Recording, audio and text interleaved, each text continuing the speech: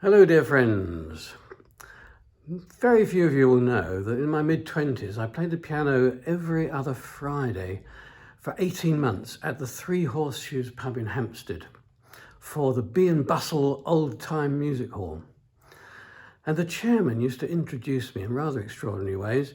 One I remember was, ladies and gentlemen, seated in the corner, bent over his upright, is Mr. Paul Bateman, and seated next to him is his wife who turns over for him. So I acquired a weakness for Victorian ballads and comic songs, and would like to share one of those with you now.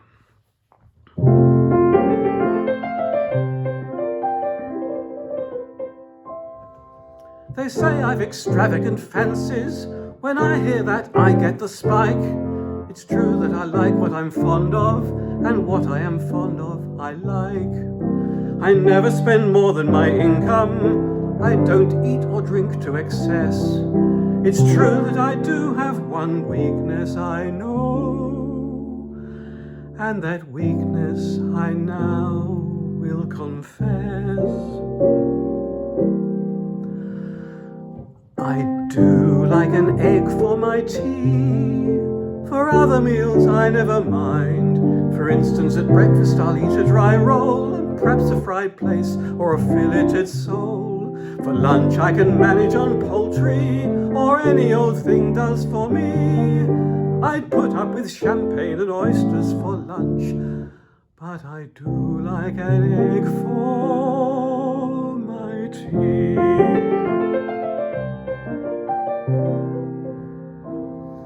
I sat reading once down at Brighton. A girl sucked an orange close by.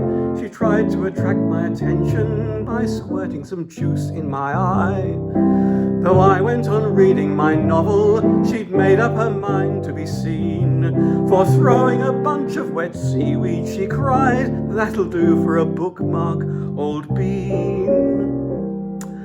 "And that's how we came to be friends," said she as she sat by my side. "I see you are reading a book I have read.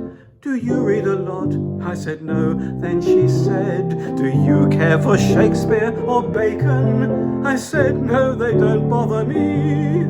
I don't care for Shakespeare or Bacon a bit, but I do like an egg for my tea."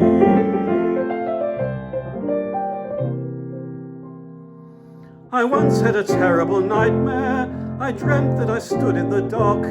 They said I'd committed a murder. I know it gave me quite a shock. The old judge was asking the jury if they found me guilty or not. The foreman said, "We find him guilty, my lord." And it made me go goosey and hot. The judge then put on his black cap, and pointing a finger at me, he said, "You'll be taken," and so on at dawn, and so on and so on, first thing in the morn. "So if you've a last request, make it."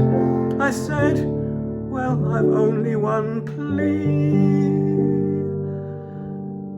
as I shan't be here in the morning for breakfast.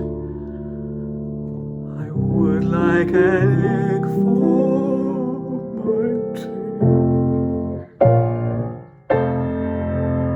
I think I'll